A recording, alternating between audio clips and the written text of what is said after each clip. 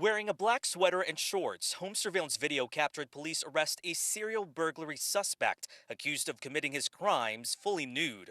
21-year-old Cedric Walker is seen escorted away from his home on Gatwick Square in handcuffs around 8 a.m. Monday. As we stood by and he was taken into custody, that community was literally lined up the side of the road, cheering and clapping. I've never seen anything like it. Walker is accused in 5 cases since early March, allegedly breaking into homes and prowling in the night in the nude. In one case, police say he only wore a shirt around his head and tennis shoes. No one was ever hurt and not a single item was stolen. Although you may not have seen us from 3 o'clock, 6 o'clock in the morning, detectives have been out of their cars, out in the cold, hiding in bushes, waiting for this exact moment, and it paid off right here. A dozen personnel, including detectives, have been staking out the neighborhood for weeks, setting up their own covert cameras, fully confident he'd strike again. Police say one of the officers spotted him on camera walking around naked. They quickly launched 2 drones and caught him running away from officers and back to his home. Police say it took roughly 3 hours after he was found to finally surrender. At least you can go to bed at night without wondering if somebody's going to get in your house, and nude at that. Diane Blevins says neighbors have been on alert for weeks. Nobody wants that to happen, especially in your backyard. Walker is facing charges of burglary and indecent exposure. Chief Kevin Davis hopes to keep him locked up and seek treatment behind bars if he does have a mental health issue. He can't help himself, I believe, but to continue to commit these crimes, and they will graduate to something more serious. We know the suspect does not have a criminal record, but like many of you, we want to know the motive, and that's what police are trying to figure out right now. They are hoping to talk more with Walker's family to learn more about him and what they potentially knew.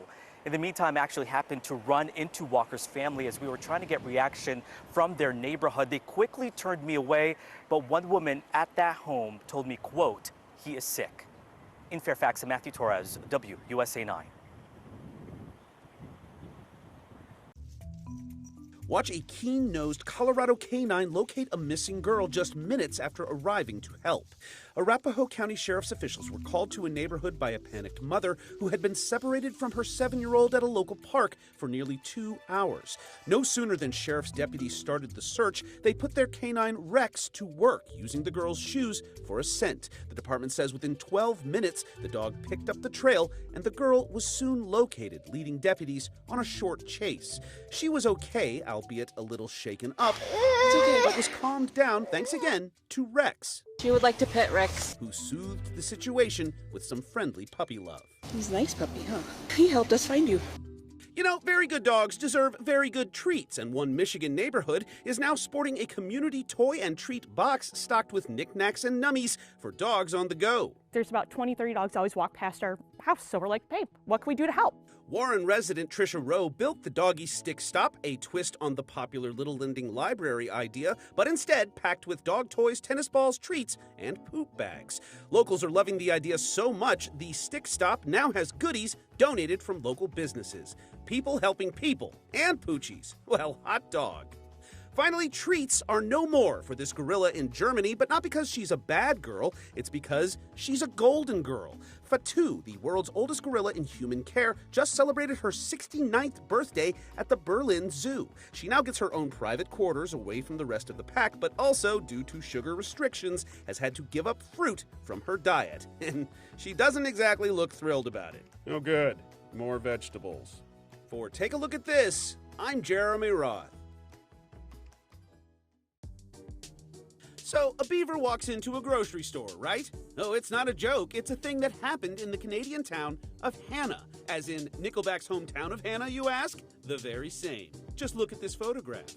Anywho, video posted by the Royal Canadian Mounted Police shows the surprised shopper pop through the entrance of the business and then, seemingly realizing its mistake, it attempts to exit, but to no avail. RCMP officials say they were contacted about the trespasser, responded, and used non-forceful means to coax the beaver back outside, where it was released. They posted photos in case the beaver was spotted elsewhere, saying he's not considered armed and dangerous, but his tail was pretty big.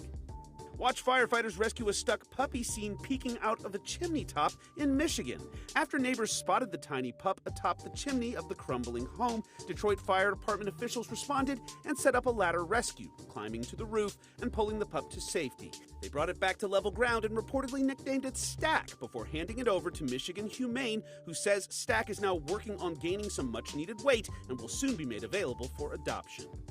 Finally, watch a group of Utah runners put the fast in fast food in an attempt to break the most fast food eateries visited in a 24-hour period.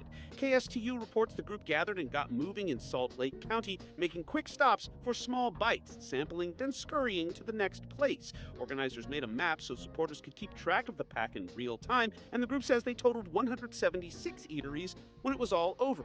The current Guinness World Record is 150 fast food restaurants, so time will tell if this group's fleet of foot fast food feet will be the new record to beat.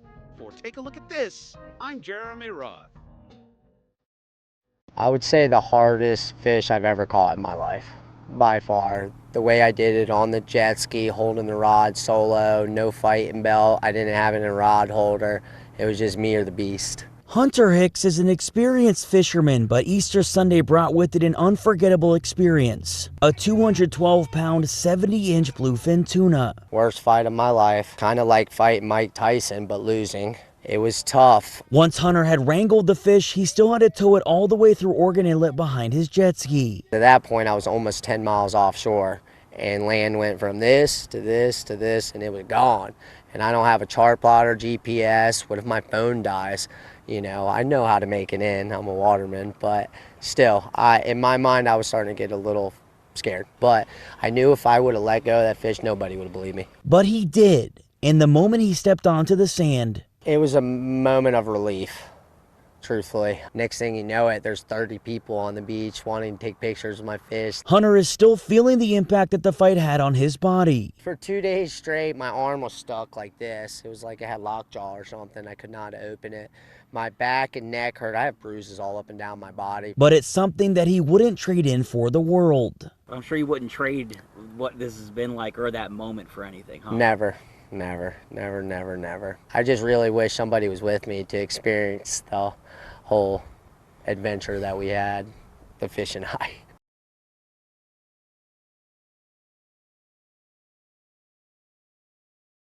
Park Zoo staff addressing the elephant in the room. Alice, our Asian elephant, was able to break a section of welded steel. But it wasn't a room. It was out on the zoo's public walkways. And went out into a guest area of the biopark, explored. She had some plants, she had some trees. Staff were alerted at 7:20 a.m. on Sunday that Alice had left her habitat, immediately triggering their emergency protocols. We were able to secure the perimeter, have our zookeepers come and start recalling her back. Good girl, Alice, come to me. Alice returning to her habitat using the same recall method like she is here.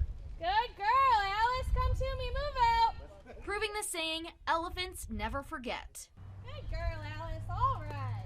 The water pond section of the elephant's habitat is currently off limits as the staff reinforce the steel. We've added some more pillars and steel to make sure that this does not ever happen again. They say they continue to look for weak spots in other habitats, using Growth Receipts tax money to modernize them. I think the biopark's a very safe place to be, and I think this incident shows that all of our measures and tools worked. Staff was safe, the public was safe, and Alice the elephant was safe. The people have spoken. This wild image of an Iberian lynx playing with its food snagged the Wildlife Photographer of the Year Naveen People's Choice Award.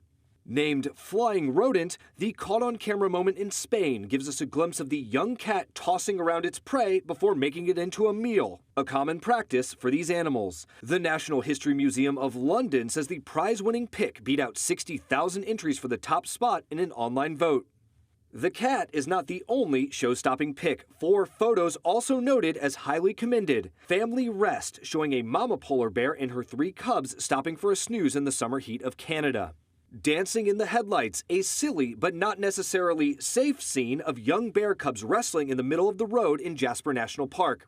Beauty Against the Beast, highlighting the juxtaposition between nature and industry in Namibia. And Never-Ending Struggle, a gruesome scene showing a deer's antler stuck to the remains of a rival that died during battle. These award-winning images are on display at the Natural History Museum of London through mid-July.